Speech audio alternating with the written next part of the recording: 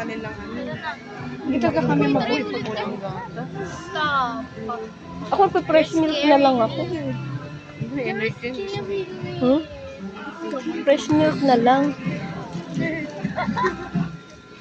Pasensyahan nyo na lang si Tid kasi talagang ano eh. Nasa ano siya ngayon eh, nasa stage ng pangihina. Eh lahat na lang, dumaan naman talaga, dumata naman talaga guys. Stop.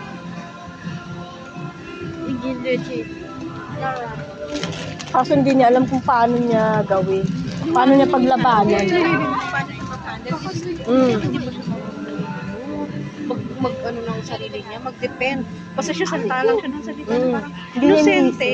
Oo, hindi niya alam kung masakit yun. Ano, basta lang. Hindi pa nga marunong mag-handle. Emotion. Yung nasa ano na lang, mababasag yan. Ma.